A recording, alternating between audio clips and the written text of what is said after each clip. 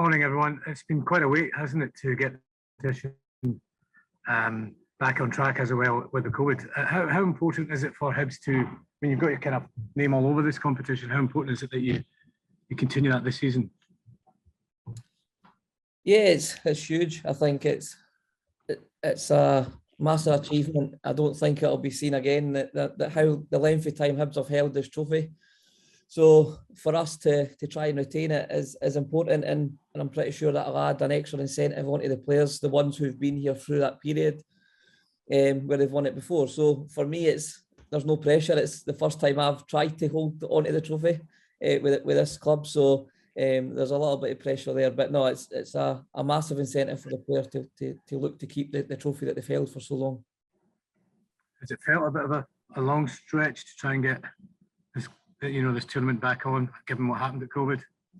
Yeah, it was certainly missed last season. I think any cup competitions are missed. I think especially when your league season starts to pan out and you start to realise how far away or how close you are to actually competing for the championship, you can kind of fall into that middle bracket where you're not going to get relegated, but you're not going to win the league. So it gives you something to look forward to. So to have the cup competitions back is important. I think it gives every club something to look forward to.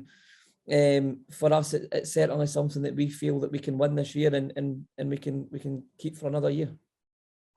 What is it about this cup and Hibs? I don't know. That's probably one for Amy, to be fair. She's one of the ones that has been here a bit longer in this environment than me, but it just seems to be something that we win, and it just seems to be our thing. So hopefully that can continue. Talking about the game when the two clubs met on league business in September, it was quite tight, 2-1 affair.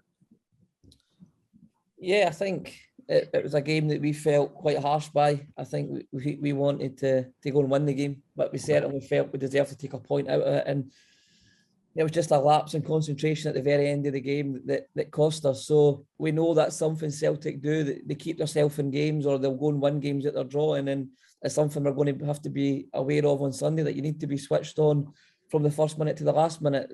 They've got something about them, Celtic, that they just never know when they're beat. They just never know when they're about to draw. And I think you've seen it even in Champions League, the Levante game. I watched that game.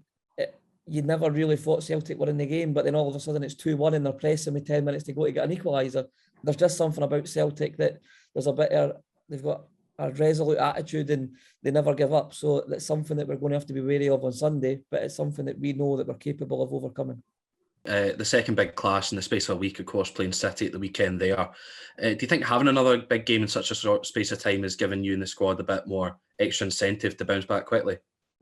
Yeah, it's definitely a game you want to play, and after a defeat, I think it's one that you've got no choice but to pick yourself back up. You can't feel sorry for yourself, and you've kind of got to approach the game in the same manner you approached the previous one. So what I would say is this squad have done it all last season. We continuously played big game after big game last season, so it's something I know we're capable of doing, and it's something we're experienced of doing. So we always seem to fall last season playing Celtic, City, Rangers in a row, and but we're doing that again this week. So for us, it's something we look forward to. It's something we relish in, and I think we showed last season and this season we're more than good enough to go and compete and win these games.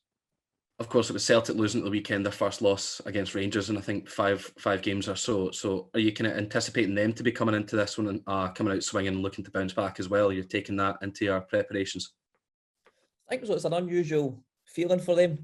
Since Fran and the squad's been together, it's not something they've experienced. So it'll be interesting how they do react to this. We know as a group, we don't really let these results affect us. We just sort of move on to the next one and we try and perform again. I expect Celtic to do the same. There's nothing to suggest they won't do that, but we won't really know until sort of the game takes place and the 90 minutes has happened. So yeah, I don't expect anything different from Celtic. I think even when they win games, they're aggressive, they play on the front foot, they try and control the game, and I don't think last week's result will have an impact on that, but time will tell. That's great. Cheers, guys. Just a couple of questions from me, if that's okay. Dean, I'll start with yourself, if that's all right. Yeah. Obviously, going into this one, it would maybe be fair to say that Hibs will be considered the underdogs, not by much, but does that perhaps change kind of the way you go into this game? You've been underdogs before, though, in the SWPL Cup, but what will your thoughts be going into this one? Yeah, listen, we go into every game with outside people thinking we're underdogs. I don't think we approach the game that way. I think we approach the games as a very much 50-50 games that can go either way, and we can win them, we can lose them, and it'll be the team that turns up and plays to their full potential on the day that will win the game. And we've got every confidence that we can do that. What I think France sees us as underdogs, that he said enough times that he's the third horse in a 3-team league, so he doesn't really see us as a threat as such. So from their point of view, they see us as underdogs. We don't see ourselves. We just see it very much as a 50-50 game, and one we need to approach with caution, but also confidence.